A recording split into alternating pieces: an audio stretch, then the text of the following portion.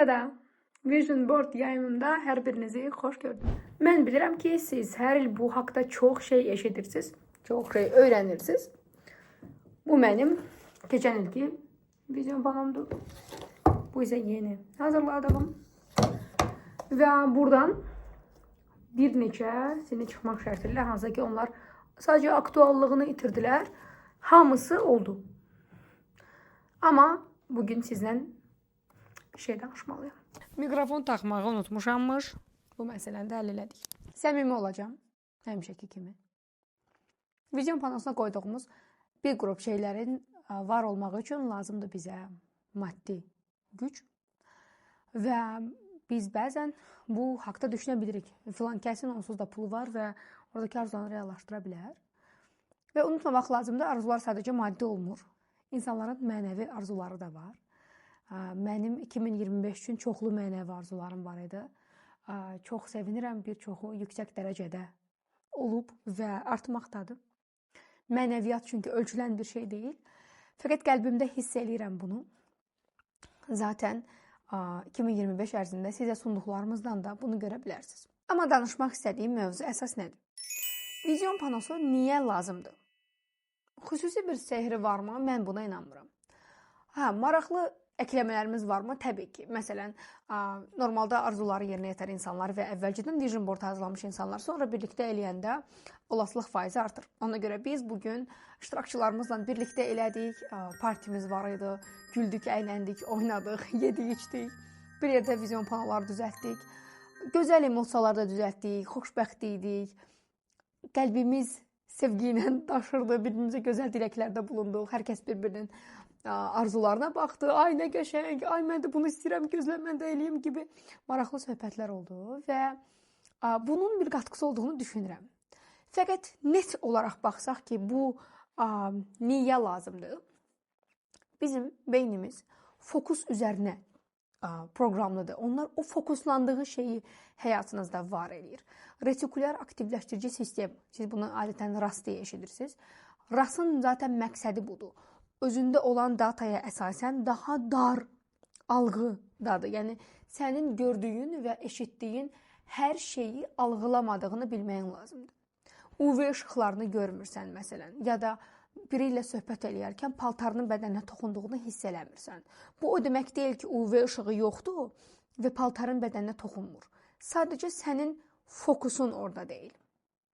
Vision panolarının əsas məqsədi fokus məsələsidir. Sən hər gün gözünün önündə bir şey görəndə, o sənin reallığına daha da yaxınlaşır. Məsələn, bir öncəki vision panomda burada məndə rəqs və çəkilişlər var idi, hansı ki mən uzun müddət rəqsi ertələmişdim və mən 2025-də hər gün bunu görüb, sonra təkrar başladım.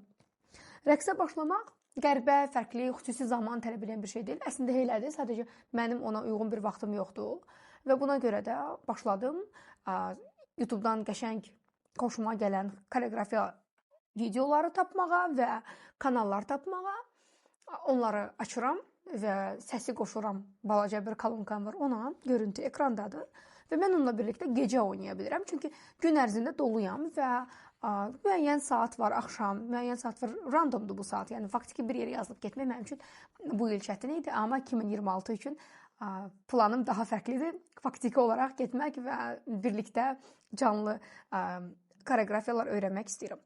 Sonra burada məndə var dalış, hansı ki mən bunu istəyirdim, sadəcə istədiyimi bilmirdim və bir gün bu haqda danışanda dostlarımızdan biri bunu çox maraqlı bir şey olduğunu dedi. Və təsəvvür eləyin, bu qədər dəyərli bir şeyi mən məhz sudan qorxuram, istəmirəm, o qədər dərinə düşə bilmərəm deyə illərdən ertələmişdim.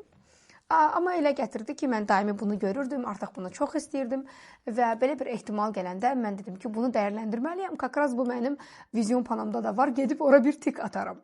Vision panosunun ən qəşəng tərəflərindən biri məhz o tik atma bölümüdür. Çünki kiçik-kiçik işarələr qoyduqca sən hər dəfə bu da oldu elədikcə daha da beynin bunun var olduğuna və sənin həyatına təsirlədiyinə inanmağa başlayır və getdikcə bunun üzərindən eyləm alırsan, bunun üzərindən hərəkətlər eləyirsən və həyatında ciddi təsirlərini görürsən. Növbəti ən maraqlı tərəflərdən biri, bugün xanımlar da məndən soruşdu ki, ay Fidan xanım, sizin qoyduğunuz elə şeylər var ki, onu onsuz da elə bu dəqiqə çıxıb eləyə bilərsiniz də, onu vision boarda qoymağın mənası nədir? Məhz mənası budur. Arzular frekans olaraq fərqlənmirlər. Yəni, dünya üçün bir maşın və bir stəkan su eşit. Bəli, maddi dünyada fərqli ola bilər. Frekans olaraq müəyyən titrəşimlərdə ola bilərlər, amma dediyim şey bu deyil. Deyirəm ki, onlar kainatın verə biləcəyi, Allahın sonsuz verə biləcəklərinin içində heç nədir. Sadəcə sən bunu ala biləcəyini zehninə göstərməyin üçün eyniləşdirməyin lazımdır. Ona görə mən bura çox sadə şeylər qoyuram ki, okey, mən yerləşdirirəm müəyyən bir, üzük şəkli və onun yanında qoyuram hansısa çoxdan da planladığım bir şəkil. Sonra elə yanvar ayında gedib həmin üzüyü almışdım 2025-ci ildə və sonra bu üzüyün yanındakı şəkil reallaşmağa başladı və zaman da oldu il ərzində.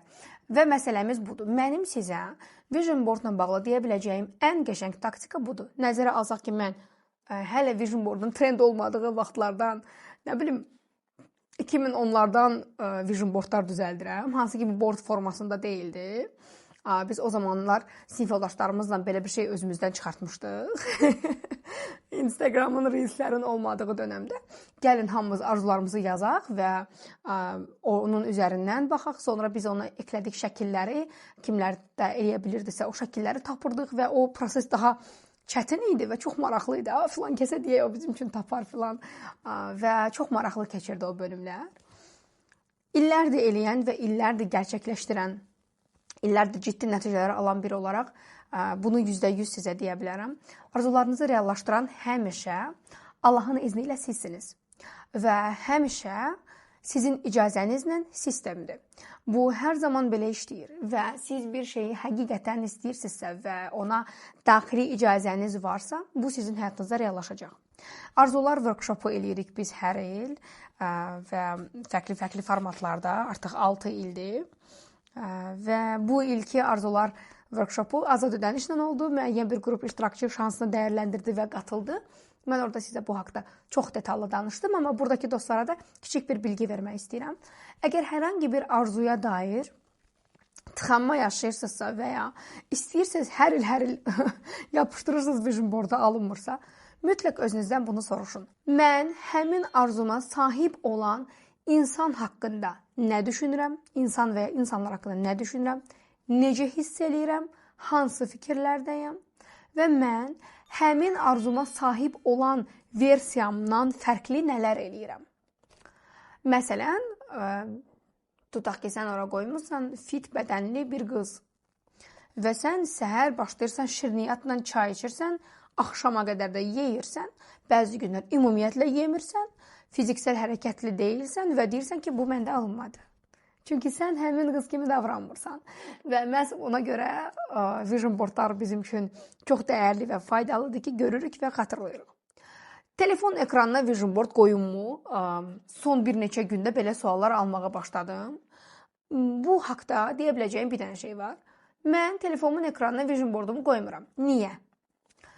Çünki mən daimi olaraq onu telefonumda görmə üçün qoysam da görmürəm. Yəni, müəyyən bir bölümdən sonra o artıq məndə avtomatlaşır və ekrana baxmadan açıram və o mənim üçün anlamını itirir.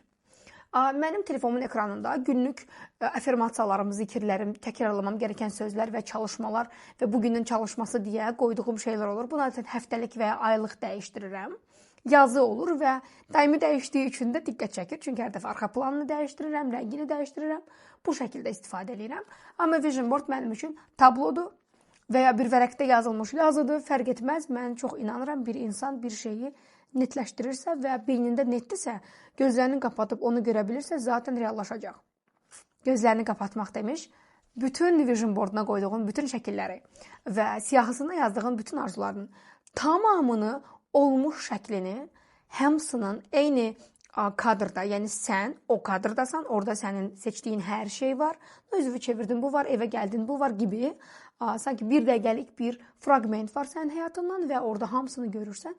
Günlük olaraq bu səhnəni göz önünə gətirməyini tövsiyə edirəm. yaxşı olar ki, elə vision boarduna baxıb sonra da bunu eləyəsən və zamanla bunun həyatındakı təsirlərini görəcəksən. Belə, mənə səndən keçən zaman çox xoşdur. Əslində biz ilin son videosunu artıq çəkmişdik, amma onun üzərinə bunu göndərmək istədim. Düşünürəm ki, sənin üçün faydalı oldu.